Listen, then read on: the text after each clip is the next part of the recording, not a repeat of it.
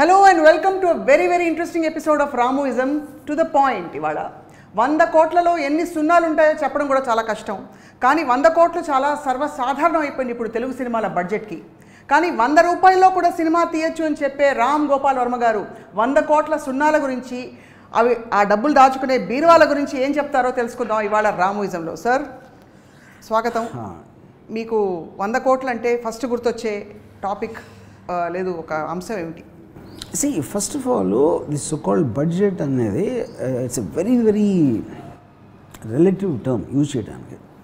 Big budget, లో budget, small budget అన్నీ they're all అంటే ఒక టర్మ్స్ ఇవి. ఫర్ ఎగ్జాంపుల్ బడ్జెట్ 2 పాయింట్స్ ఉంటుంది. ఒకటి మీరు తీయదలుచుకుంది ఎంత తక్కువలో తీయచ్చు అనేది ఒక ఆలోచన. ఓకే, రెండోది నా ఇమాజినేషన్ కంట్రోల్ చేసుకోవాలి ఎందుకంటే అంత ఖర్చు పెట్టకూడదు అని చెప్పడం ఇంకో పద్ధతి. మూడోది ఏమంటారు, లీప్ ఆఫ్ ఫెయిత్. ఇప్పుడు ఏంటి, మీరు ఎప్పుడైనా మామూలుగా మీరు ఒక ప్రోడక్ట్ తయారు చేస్తున్నప్పుడు ఈ సినిమా ఎంతమంది చూడటానికి వీలు ఉంటుంది అని ఒక బేసిక్ క్యాలిక్యులేషన్ ఏదో ఉంటుంది. అది ఎలా మెజర్ చేస్తారు? ఒక స్టార్ అంతకుముందు చేసిన అవ్వచ్చు, లేకపోతే ఆ టైపు సినిమా కామెడీ. సపోజ్ మీరు ఆ మధ్యన జాతిరత్నాలు పెద్ద హిట్ అయింది. కామెడీ సినిమా పెద్ద హిట్ అయితే ఇంత చేస్తుంది అనుకుంటే అదొక బెంచ్ మార్క్ కింద పెట్టుకుని దానికి 20% 30% తక్కువ వాటెవర్ ఏదో ట్రై చేస్తారు. ఒకటి. రెండోది, మీ దగ్గర డబ్బులు లేవనుకోండి ఖర్చు పెట్టడానికి, any which way you have to wrap it up. అప్పుడు ఏమవుతుంది, ఉదాహరణకి నేను శివాలో రెయిన్ ఫైట్ ఉంటుంది. ఆ రెయిన్ ఫైట్కి నేను వీనస్ స్టూడియోలో ఆల్రెడీ ఎగ్జిస్టింగ్ స్ట్రీట్ ఉంది, ఆ స్ట్రీట్లో కొంచెం మార్పులు చేసి చేద్దామని అనుకుంటే ప్రొడ్యూసరు బాగా ఖర్చు ఎక్కువైపోతుంది చూడు 50,000 అంటున్నాడు ఆ డైరెక్టరు అది అని. నేనేమన్నానంటే ఇప్పుడు 50,000 అయిందా 20,000 అయిందా 1,00,000 అయిందా పాయింట్ కాదు, అసలు ఇది మనకు అవసరమా కాదని ఆలోచించాలి.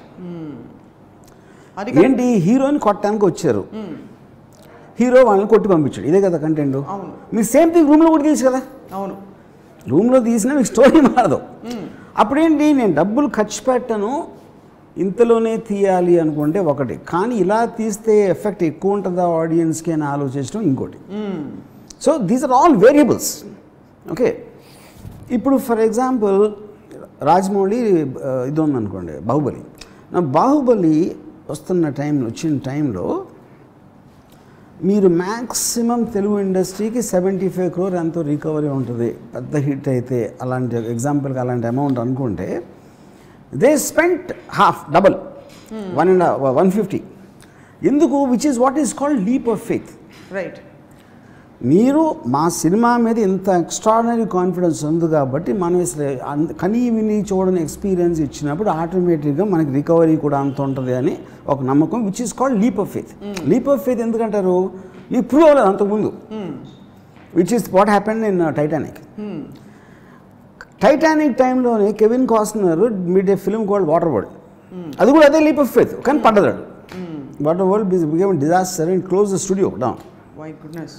సో ఇంకొక ఇంగ్లీష్లో మీకు ఒక ఫ్రేజ్ ఉంది, the higher you jump the harder you fall అని. సో ఇది మైండ్ సెట్. కానీ ఇక్కడ ఏమొస్తుంది, మీకు ఎవరైనా స్టార్ట్ చేసే ముందు బ్రహ్మాండమైన సినిమా తీస్తున్నాను అనుకుంటాడు. అవును, అంతేగాని యావరేజ్ సినిమా తీద్దాంలే అనుకోడు అడుగురు. ఈ బ్రహ్మాండమైన సినిమా అంటే ఏంటి ఉద్దేశం, సూపర్ డూపర్ హిట్ అవుతుంది. అప్పుడు సూపర్ డూపర్ హిట్ అయితే ఎంత కలెక్ట్ చేస్తుంది అనే టెంప్టేషన్లో you do not compromise. Especially మీకు స్టార్ కాస్ట్ ఫిలిమ్స్కి బడ్జెట్ కంట్రోల్ అనేది జరగదు, చేయటం అనేది ఎవడి వల్ల కాదు. Okay, ya. దానికి కారణం ఏంటంటే ఏ ఒక్క పర్సన్ చేతిలో ఉండదు ఆ కంట్రోల్. మీకు ఉదాహరణకి ఒక సినిమా గురించి చెప్తాను. బాగా ఎక్కువైపోయింది, పెద్ద వెరీ బిగ్ స్టార్ మన తెలుగులో. రైట్. ప్రొడ్యూసర్ వచ్చి డైరెక్టర్ ఒక సాంగ్ ఎక్కడో తీద్దాం, లడాఖ్లో ఎక్కడో సాంగ్ తీయరాను. ప్రొడ్యూసర్ వచ్చి ఇప్పటికే చాలా ఎక్కువైపోయిందండి మరి చూసుకోవాలని, ఇంటి ఎక్కువైందండి కదా, ఆ సాంగ్ తీయడానికి ప్రొడక్షన్ మేనేజర్లు 1,75,00,000 అవుతుందని చెప్తున్నారు, అంత అవసరమా ఇప్పుడు అది అని. అంత ఎందుకు అవుతుంది అని చెప్పి డైరెక్టర్ ఏదో పేపర్ మీద కొన్ని ఇది రాసి ఒక 90,000 అయిపోతుంది, 1 కోటి లోపలే అయిపోతుంది, మీరు వరి అవ్వద్దు అని చెప్పాడు. చెప్తే వీళ్ళు సరే అని ఏం చేస్తాను స్టార్ట్ చేసి ప్రిపరేషన్ స్టార్ట్ చేస్తే కొరియోగ్రాఫరు రాజీవ్ సుందరం గారు హీరోకి ఒక హాలీవుడ్ వీడియో పెట్టాడు, మ్యూజిక్ వీడియో. ఇలా చేద్దాం, హీరో ఏమో ఫ్యాంటాస్టిక్ అని మెసేజ్ పెట్టాడు. ఈ స్క్రీన్ షాటు డైరెక్టర్కి ప్రొడ్యూసర్కి పంపాడు కొరియోగ్రాఫర్. ఇప్పుడు స్టార్ ఏమో ఫ్యాంటాస్టిక్ అన్నాక మీరు అంత వద్దండి అది ఎక్కువ అవుతుందని చెప్పలేడు కదా.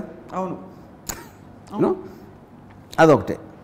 రెండోది ఏమవుతుంది, ఎప్పుడైతే ఫ్యాంటాస్టిక్ అన్నాడో ఈ డైరెక్టర్ ఏం చెప్పాడంటే ప్రొడ్యూసర్కి, సార్ మీరు చాలా ఎక్కువ అనుకుంటున్నారు ఇది ఈ కాస్ట్, కానీ ఇంత గొప్ప సాంగ్ వచ్చిందంటే మనకి రిపీట్ ఆడియన్స్ వస్తారు. అది ఒకసారి చూసేవాడు 2 సార్లు 3 సార్లు చూస్తాడు. సో మనకి 3 రెట్లు రెవెన్యూ వస్తుంది. మీరు అది ఆలోచించట్లా. It's not a bad in thought provided it works. అది తెలియదు కదా మనకి. కరెక్ట్. సో అని చెప్పేసి ఫైనల్గా సరే ఓకే ఇలా చేద్దాం, దానికి 200-300 డాన్సర్లు కావాలి. డాన్సర్లు సరే అయిపోయింది. డాన్సర్ తర్వాత ఏం లేదు, మన ఇంత ఖర్చు పెట్టి అక్కడ వెళ్ళి లదాఖ్లో తీసామంటే ఫోర్గ్రౌండ్ ఉన్న వాళ్ళందరూ కొంచెం మొహాలు బాగుండి, హైట్ గీటు కలర్ బాగుండాలి.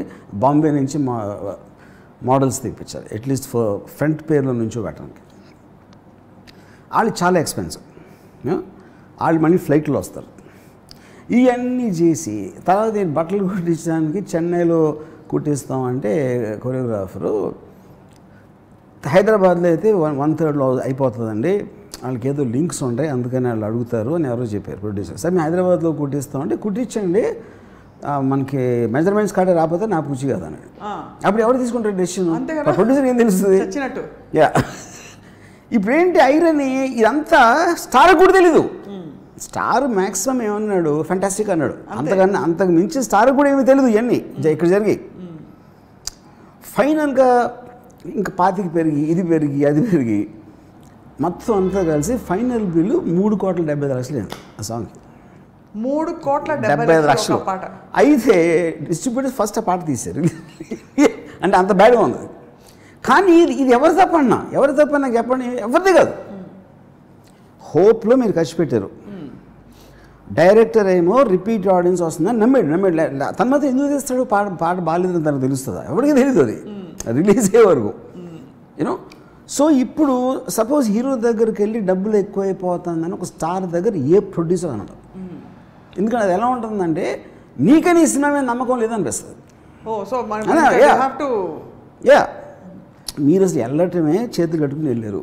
మీకు డేట్లు ఇస్తే చాలు మేము రుణపడి ఉంటాం లైఫ్ అంతా అన్న టైప్లో మీరు వెళ్ళినప్పుడు అది ఏ విధంగా అవుతుంది? అదే you know. So I do not blame any of them. Right. ఎందుకంటే వర్కౌట్ అయినప్పుడు, ఇప్పుడు బాహుబలి వర్కౌట్ అయినప్పుడు మనది ఎందుకు అవ్వదు అనేది అది ఫండమెంటల్ థాట్. ఇప్పుడు నాకు తెలిసిన మొత్తం ఇండియాలో only person who understands this is Aamir Khan.